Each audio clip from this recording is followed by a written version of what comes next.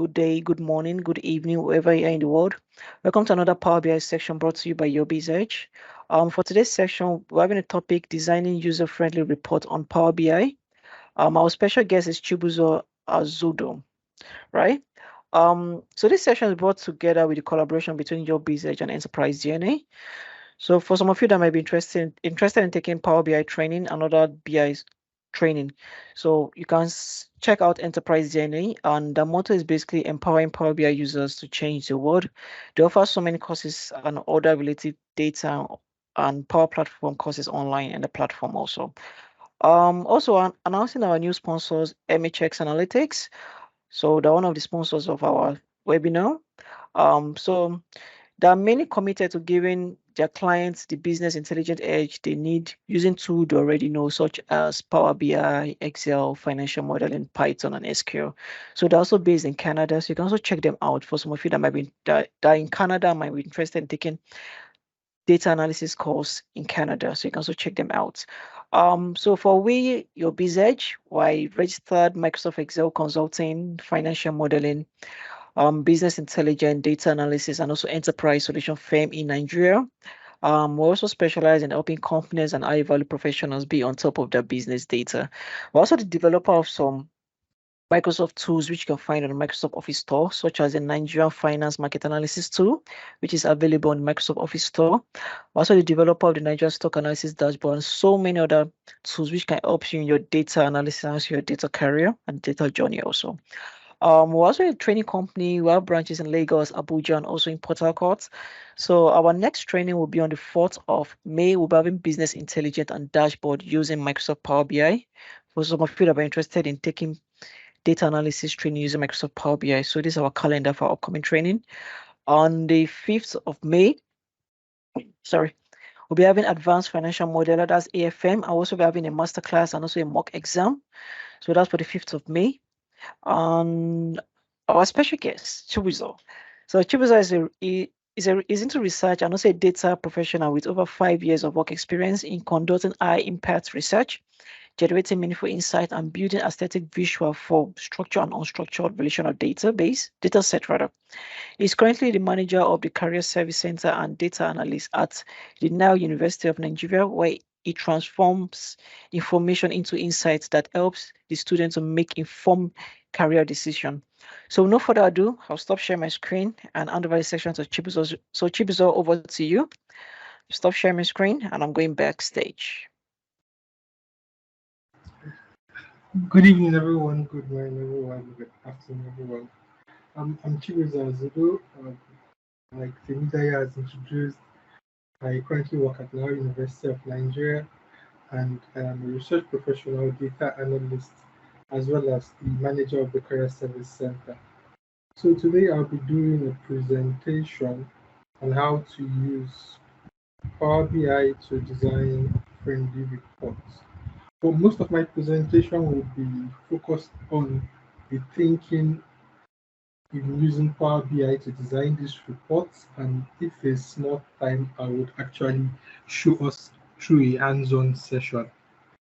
So it's going to be a bit interactive. So I would be asking questions, and I hope that I will get response. So the response will guide the way I would speak about this topic. So this I'll be going through my presentation. So I will talk about beyond numbers, and the point of it is to share what does these numbers that we're doing in data analysis, what do they truly mean, and how we could, as data analysts, think about these numbers as we're presenting them. We look at different types of visualizations. We try and spot out what's wrong with them, and at the end of the day, we'll be able to start seeing how we could pick different types of visualizations and what type of data can we use data visualizations to present. I'll be sharing quite an interesting principle.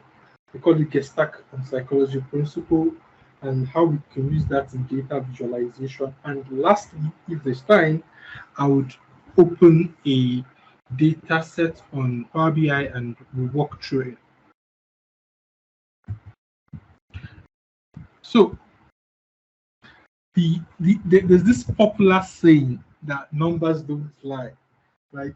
I actually think that saying can be in its own way a bit misleading, because sometimes numbers do lie. And and why I say so is because there are several factors that can make numbers not accurate. So, for instance, you have something like data quality. So, when you have data that are inaccurate, because remember, as data analysts, these data they come from a source, and those source sometimes can be imputed by human beings, and there is bound to be mistakes. So if we don't check the data and we don't clean the data and we don't understand what the data set is saying, we might as well be reporting something that is not true. So that's one of the things I want us to take away from this, that numbers do lie, and some factors like poor quality data can affect it.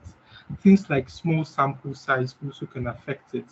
So imagine somebody wants to make an inference about Nigeria in terms of, they want to say um, the number of unemployed people in Nigeria, and they go and they pick 100 people and they interview them. And based from the data, they say 75% of Nigerians are unemployed. You see, it's just 75 out of 100, but we have 200 million Nigerians. So it's very, very possible that that sample size that they have chosen is actually not accurate. And it goes to the next point, which is selection bias, right? If the person is unemployed, most likely the people would actually interview are people who are unemployed. So you can see that this data also at the end of the day is misleading, and the number in itself is a lie.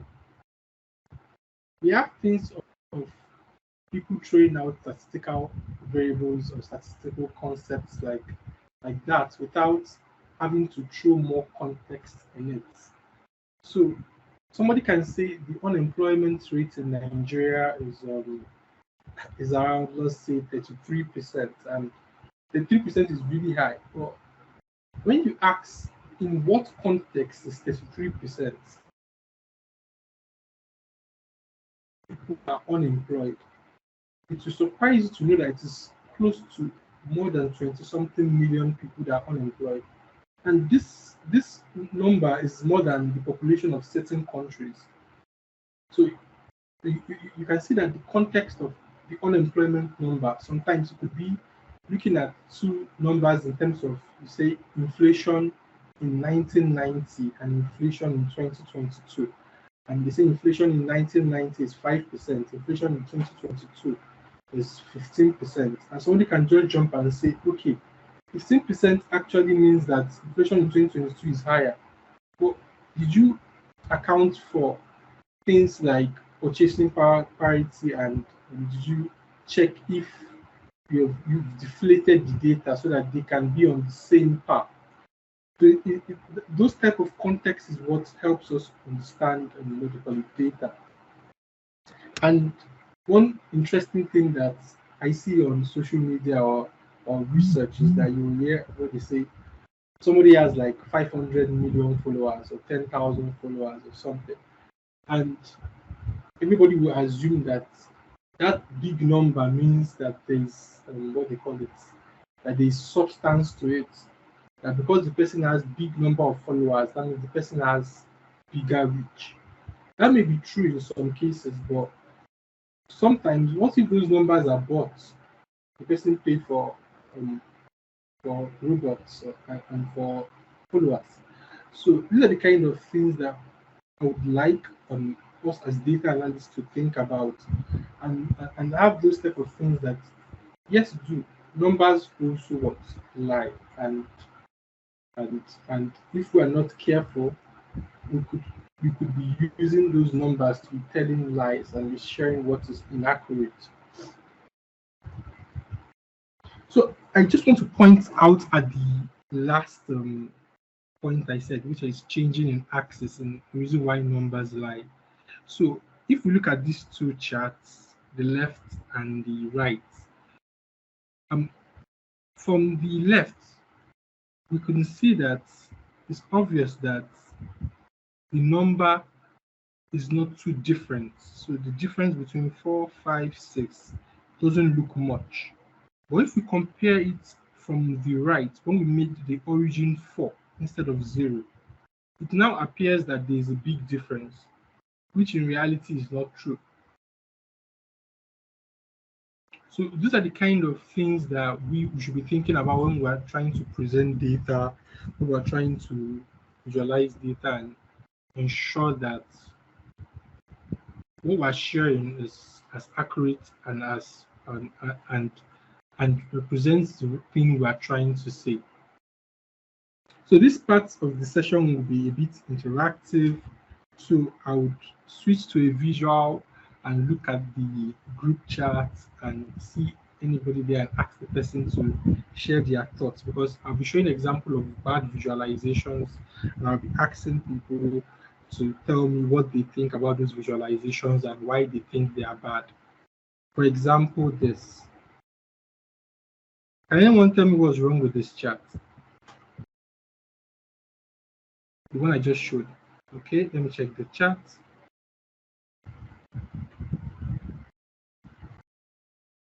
Anyone just signify what's wrong with the chat? The one I'm just showing now.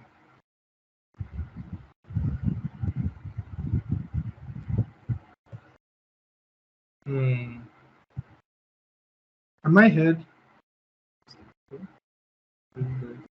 Yes, we can hear you. So Okay. you guys can put your answer in the chat box.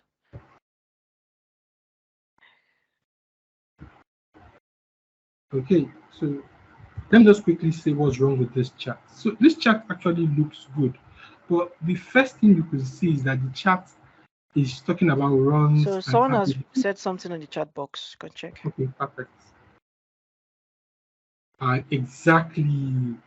Exactly. So I like exactly what Bolaji is saying. And IT admin, I don't understand what you mean by interactive, but I would expatiate on what Bolaji is saying. So we can see that the runs is showing 5,416, 2,657, 4,500, 3,039. But at first glance, it is looking like the visual with the tallest sign is the one with the highest runs. So you can see that in a way, this is somehow misleading and the person cannot easily get it, right? Exactly. Good. So look at this chart now. So what do you think is wrong with this one?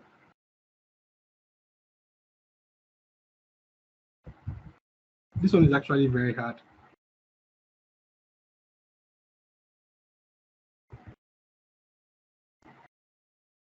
Okay, so I would say what's wrong with it.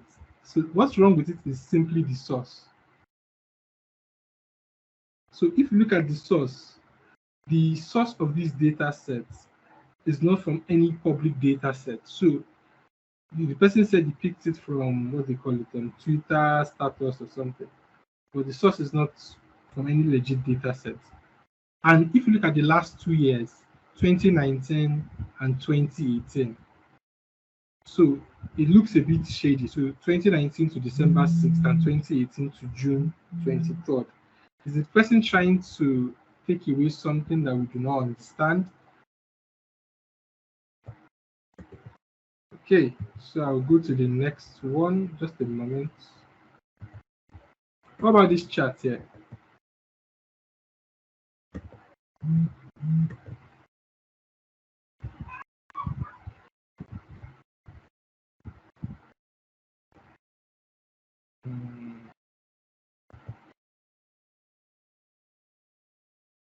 okay, exactly, Kuban. It's really hard to compare, hard to understand, and it's clumsy. Very correct. As in some data sets, you can't even see them at all. That's correct. What about this?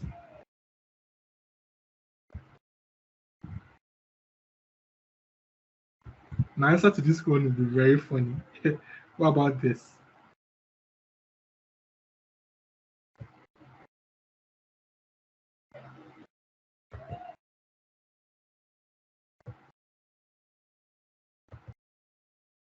Hmm. So IT guest is saying clumsy, properly spaced. Okay. Now this one also has the problem of scaling from zero. Okay, it has the space problem, right? It also has color problem, but the one that was really surprising to me when I found out was that he didn't consider the audience. Does it mean that Indian women are dwarfs? Just look at the way Indian is. Does it mean that Indian women are dwarfs? So imagine if an Indian woman looks at this infographic, I think she'll be very offended, right? So I go to this one. What do you think about this visualization?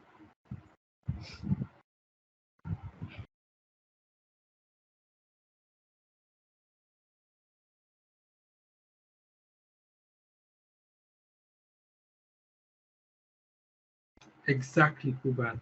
So there are so many things happening in so many ways and so many different color codes that are very scattering to the eye, and you can't understand what type of charts they are using or what kind of story they are trying to tell. What about this pie chart? I did tell you say too much color. Very true. What about this pie chart? What do you think?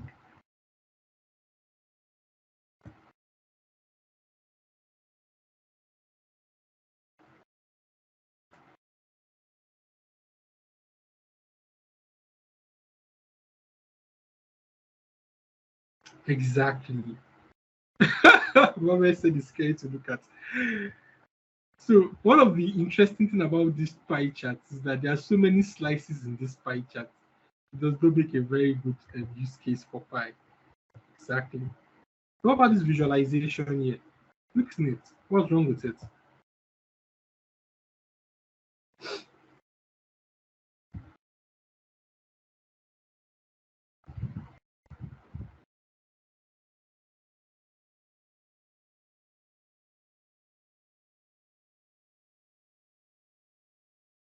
What do you think about this? So what's wrong with this precisely?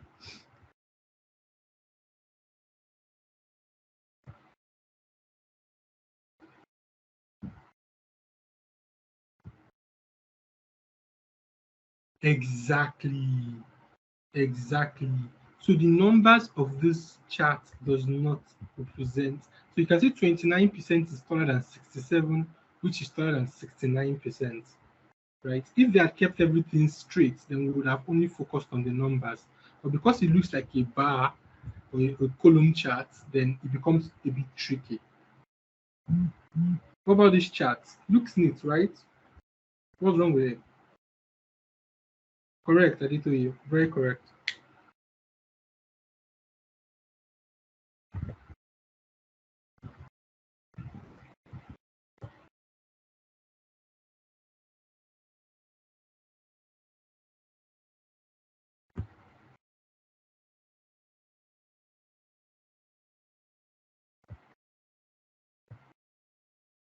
So what about this? I need someone to give me an answer for this.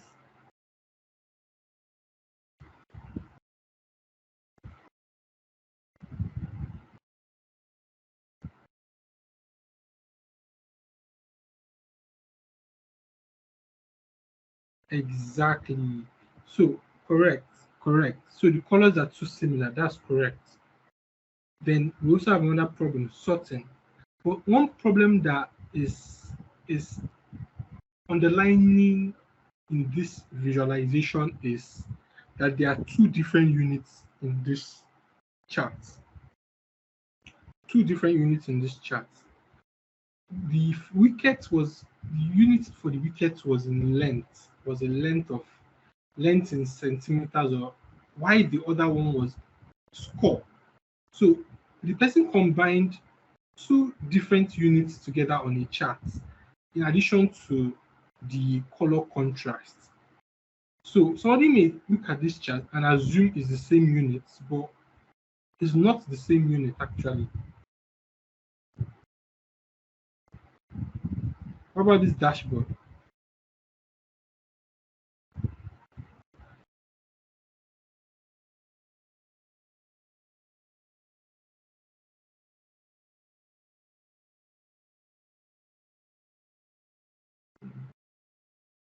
Okay, so this dashboard, the problem with this dashboard is that it has so many infographics, so many colors that distracts the person from from exactly exactly as Kuban said, too cluttered. One needs to study before getting exactly. He has so many things that distract the user from getting the exact information they need from this visualization.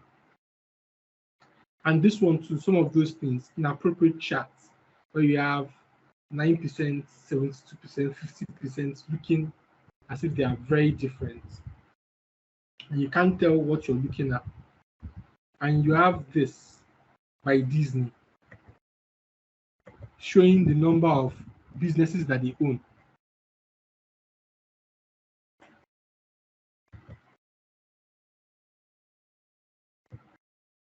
I guess it will make more sense for us to read the reports in a Word document than to look for the business in this visualization. Don't you think so? Right? So it shows what they call it, some of these visualization problems. And we have this where the 39% appears larger than 60.2%. And we have this where the they're trying to do multiple things at once in this visualization and somebody can't know how to interpret it. So how do we interpret this data? What is the 10%? What is 99%? Nobody really understands. And we have this where all the data looks so clustered and everything is almost together. And this, in terms of color contrasting, looking very difficult to read. This, where some of the texts are very hard to read.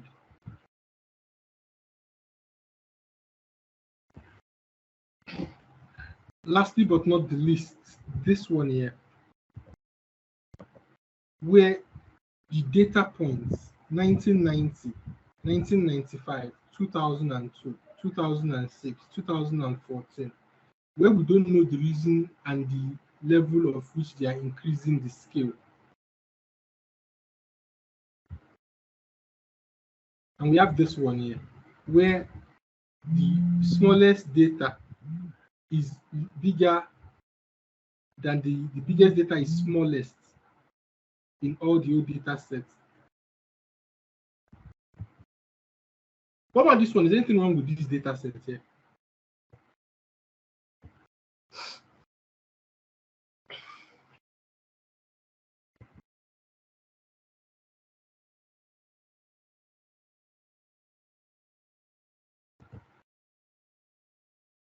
Anything wrong with this?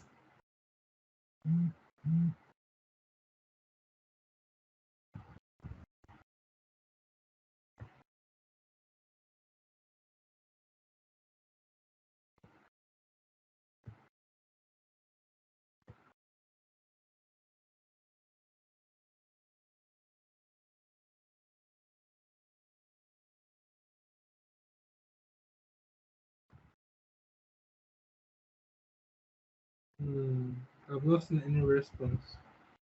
Okay, you're correct. Nothing is wrong with this data set, actually. I just threw it in between so that you can see what good data set looks like. Okay, so the scale is good. The visualization is fine. And timelines were used for dates. And you have what they call it. The labels are carefully kept. And if you count it, you can see the numbers of all the items in the scale. So this one is actually a good visualization. And the last bad visualization I will show will be this one here, the one by the left, and how a good visualization would be the one by the right. So the one by the left is visualization that showed population change by ethnicity, and you can see you can't easily understand what this visualization at the left is trying to say because it's going over states. So you can't tell, is it that these states in red are white states or these states in blue are black states? You just can't make anything out of it. But in the chart at the right, it's easier for you to understand what the data set is trying to say. Okay. So if you have any questions, just feel free to stop me. And right now, we'll be talking about choosing appropriate visualizations and when to use what to use. So we have bar charts, and I think a good number of us know what bar charts are. And bar charts are really very useful when we want to look at categories or we want to order categories and see which one is bigger or which one is smaller. And when we sort it by descending to ascending or ascending to descending, it's easier for us to see what is the top 5 or top 10 products in a category. So bar chart helps you see a rank in something. So if you want to show ranking, bar charts are easy for you to show ranking. Column charts are similar to bar charts. However, column charts usually help when the data you want to share may not necessarily be a data that is ranking. We want to share the data that shows difference in categories. So, and those categories could be things like, for instance, in the sales data, we could have the name of products, or we could have the age range of those who are buying those products. And those kind of data fall under column. And line charts, best practice for line charts are always used when you're trying to show time series data. Like you want to show information over years. So you want to show, let's say, the revenue of a company over 10 years. The best chart to use for visualization would be a line chart because line charts usually show trend. And that's why when people try to represent categorical data such as product names in line charts, it tends to be a bit confusing because people tend to read lines as trend. And pie charts is one chart that I see people abuse and is variant. Pie charts, donut charts, and usually people abuse it because it looks colorful. But what pie really is good at is showing you a part in a whole. So what I mean by parts in whole is not the way pies look like. So if you were to divide a pie into 3 or 4, what share would one part be? So pies usually are very good when you want to show data that are complete. I mean data that is 100%. So for instance, I'll use for example now, data that you can say that are complete, and you can use data like gender, right? You could say male, female, non-binary, and others. So it could be 4 categories, and any of those people fall under those categories, and it could make a very good pie chart. And one cool thing about pie charts is that it's easy for you to see what share a data or what share the category have in the big picture. Pie charts are very bad when you want to compare things like data that are not complete. For instance, someone wants to look at products, and you have things like 10 products in the category, but you want to look at 3 products, and you put those 3 products as a pie chart. the figure you'll be getting will be a bit misleading. And those are the kind of things that we want to avoid when we're trying to choose visuals for our presentation. We have three maps which can show us a part of a data set that, like I would say, a category in a category. So for instance, you can have a category of products for a, let's say, I'll use an illustration of a of a restaurant. So let's say a restaurant sells food, drinks, and let's say water. So the main categories of items they sell will be food, drinks, and water.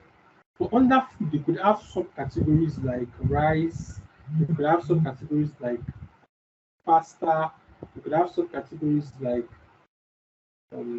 let's say pizza, and tree maps usually are very good in showing those subcategories in a category because it will help you slice them nicely. But one thing you want to do with tree maps is that you don't want to put multiple subcategories in subcategories. So you may want to have the major subcategories and put the remaining smaller one as others. And we have maps. Maps are really good in showing location data. But however, they don't show location data very well when you want to compare multiple variables. Column charts are preferred when you want to compare multiple variables to maps. And we have other visuals on Power BI like decomposition trees. You have your, what they call it, your scatter plots. You have let me just look at it to pick the name. You have scatter plots, you have your cards, you have your gauge, and other kind of visualization on Power BI. So I'm going to talk about Gestalt principle, but before I do this, I want to be sure because I want to test an experiment that was done. Please, can you read this text below? If you have problem reading it, please say in the chat.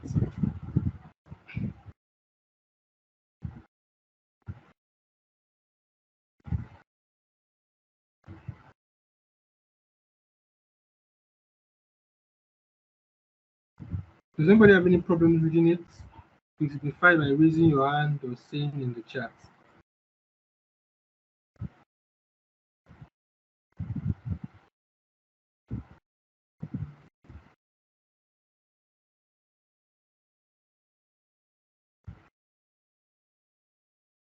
Okay, I would like to assume nobody has a problem reading it. And the reason why we don't have problem reading it, regardless of how incorrect most of the words are because the Gestalt principle shows us that human beings can make sense or can find the big picture out of little details. And we do these things very well without any help. And as data analysts, what we could do is we could apply these principles to our visualization. So the Gestalt principle was developed by three German psychologists, and there are just 5 principles which Malajip wrote in his blog that really sticks to me, and I would like to share those principles because I feel they are very good best practices to take when we're trying to do visualization. And some of these practices are what I apply in most of my day-to-day visualization. And they are the law of simplicity, proximity, similarity, favor and ground, and focal points. So I'll show you all these laws as illustrations. So charts A and B, which one looks easy to read? I want to see just your answers in the comments, please. A and B, which one looks easy to read? B, perfect. Now, the brain likes to find simple stuff out of complex data. So once you put a data in such a way that is like in chart A, it's difficult for people to quickly find the insights you want them to find. So you want to make it as simple and easy as possible so that the people can be able to find exactly the information you want them to find, which is the law of simplicity. We go to another law of proximity. Figure A, what's wrong with figure A? There's something wrong with figure A. What's wrong with it?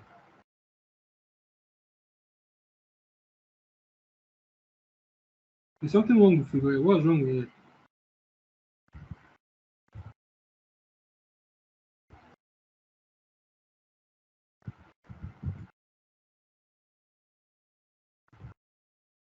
So while people are typing, I'll just quickly point the problem with figure A.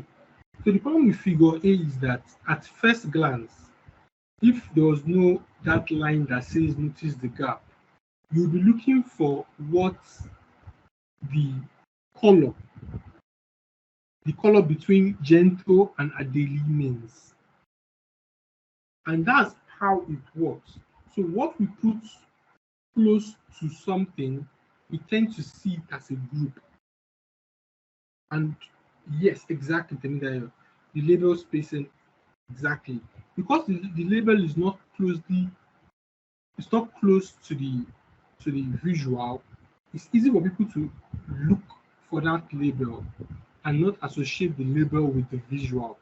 So what we want to do is to put our labels as B so that people can be able to know, okay, this is what we are trying to say here. So for instance, B is much better because everybody can see what each and everything is. I go to the third law. So from figure A, how many groups can you see in figure A?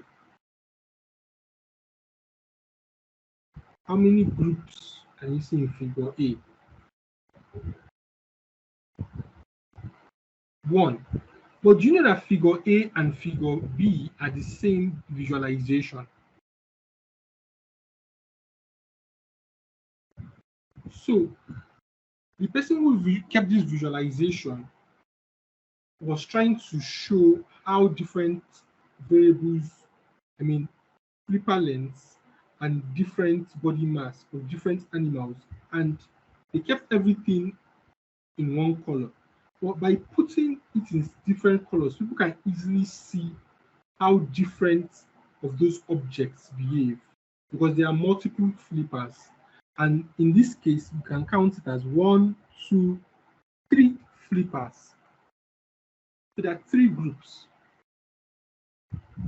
And that's what we want to do.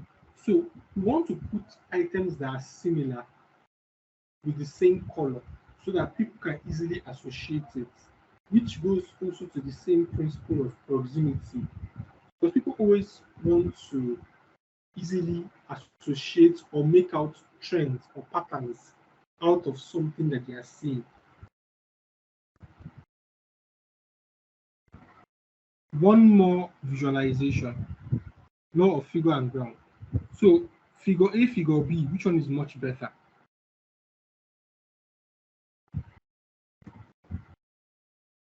Exactly, B, B, B. And and, and, and the reason why is figure B is much readable than figure A, in the sense that figure B has good contrast, while figure A does not have good contrast. Because law of figure and ground means that we always try to see things in terms of focus objects and background. So if we're not able to make a clear distinction between the object we're trying to show and the background, it makes it a bit confusing for people. And I've seen in visualizations or charts where they are trying to be very creative and they put a figure or an image behind as the background of a bar chart or a pie chart. And that image makes it so confusing for the readers to be able to tell apart what you want them to focus on. So do you want them to focus on the background image or you want them to focus on the pie chart or the bar charts or the bars in the charts, which is actually the focus of the data. So applying this figure and ground law helps us to be able to portray the visual and drive focus. And it's quite interesting that you can see it in art. And if I ask, how many faces can you see in this picture by the right? I'm sure I'll get a good number of faces. How many faces can you see?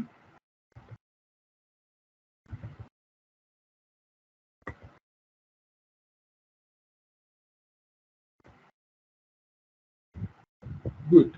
And if you look closer, you can see their faces in the place where you think is a tree. You can see that there's like two couples. And the whole point of it is that if you try and put good contrast, people can see something that is not there. And that's why this law of background and figure and ground is actually very important. And ways we could implement this principle is either to make the background blurry or to increase the size of the object that we want to show, or make there to be a clean contrast between the background and the object. And the last law in the Gestalt principle is the law of focal points. So for this data set, was it easy for you to find the country with the highest number of protesters or not? Was it easy for you to find the countries with the highest number of protesters? Was it easy in figure A or B? Which one was easier to find the number of protesters? The highest country of protesters, which one is easier? A or B?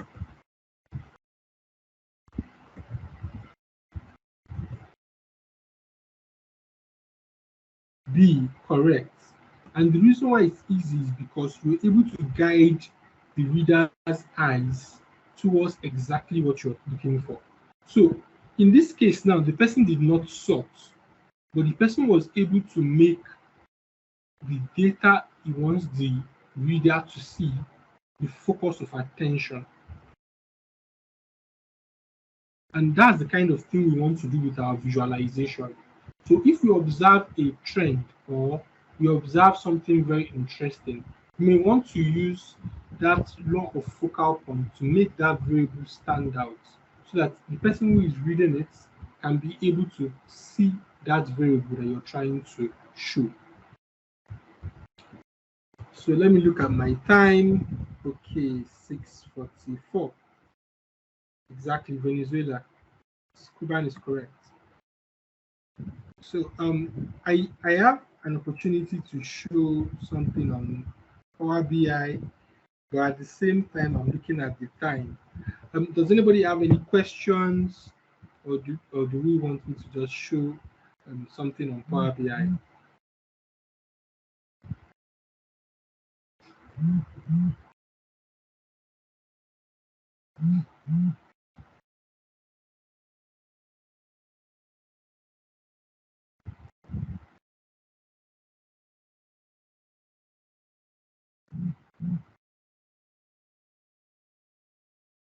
Questions?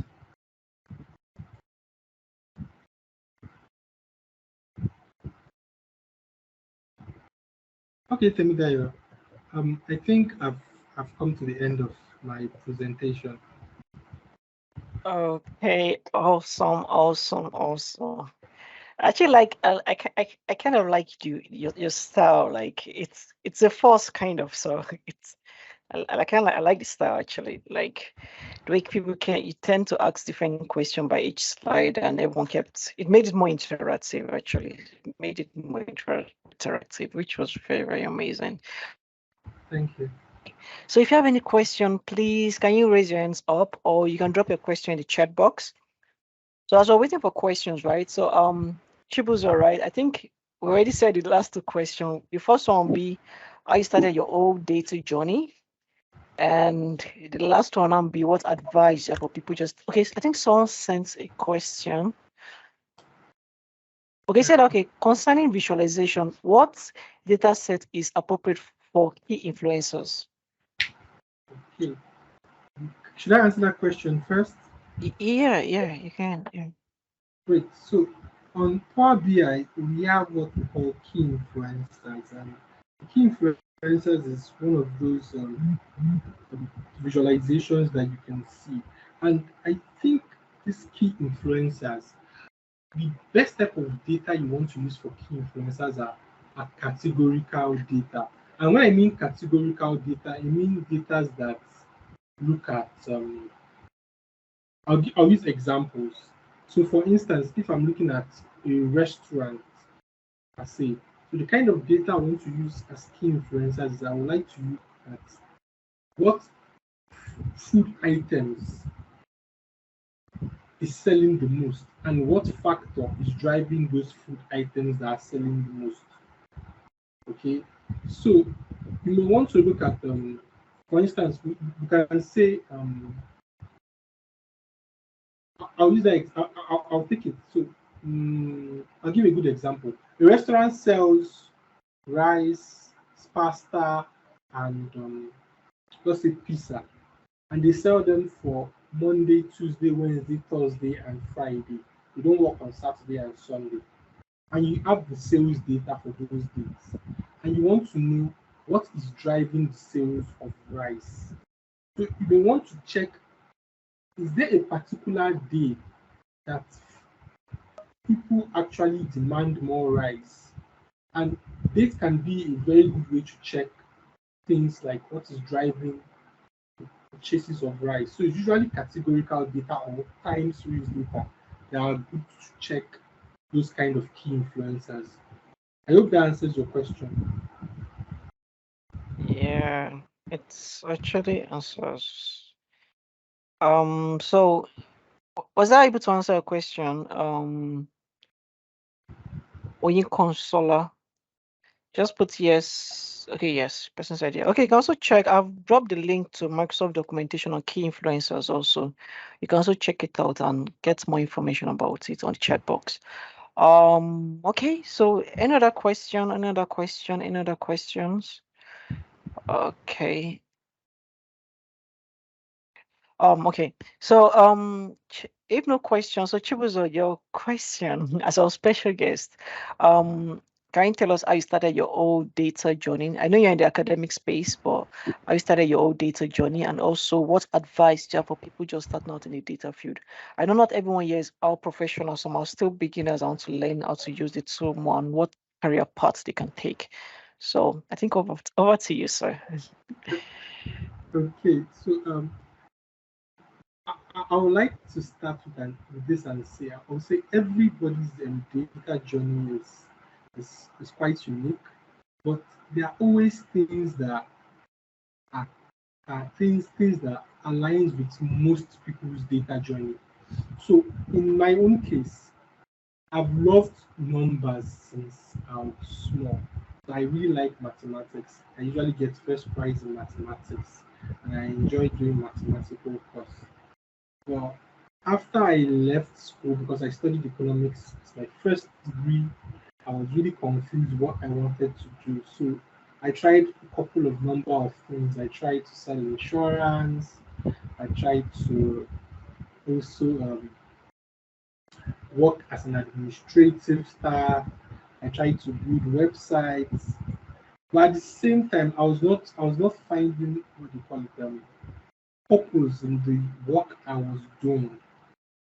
So I think I stumbled upon a research article, and the article was about the power sector. And quite interesting, one of the writers of this article was a lecturer in University of Ibadan, and I now decided to take a master's degree in energy economics. And from there, I met the lecturer and I told him that, sir, I saw this article you wrote about the power sector. I saw how you visualize the data and how you what they call it, brought out the facts. Is there anything that someone like me who doesn't know how to do research, who doesn't know anything about analysis can do to become, if not as good as you, at least to become presentable. And the man smiled and gave me a textbook, and the textbook was on econometrics. And after reading the textbook, he told me that I should write a paper on it. And that was how it started.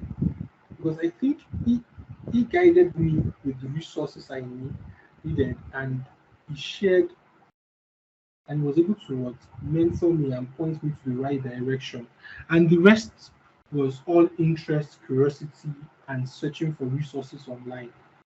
And in my opinion, what moved me the most was in this my career as a data person was the fact that I was just open to learn, and I was also in communities like this because I try to find as much resources as possible, as much people who are sharing knowledge in the space. I try to see what they are doing. I try to replicate it, not just watching YouTube courses. I try to meet people, ask them questions, take on research work for free, or in cases even do data projects at a discount because I was looking to get as much experience as possible. And I think it was all these things that compounded to the professional that I am right now. Yes, I think that answers exactly my journey.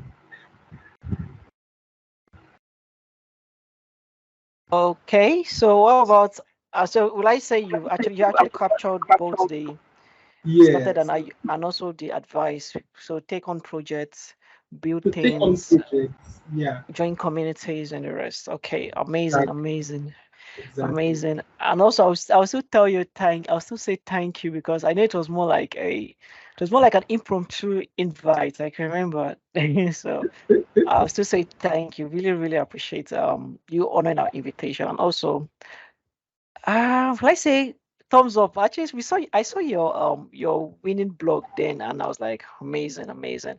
So I think it was second prize or first. I can't remember the year. Yes. Okay, but okay, so I'll say thank you very much, Chibuzo, for honoring our invitation. And I think we'll be wrapping up soon. And I'll say, okay, tomorrow is public holiday for we in Nigeria. I don't know for everyone else.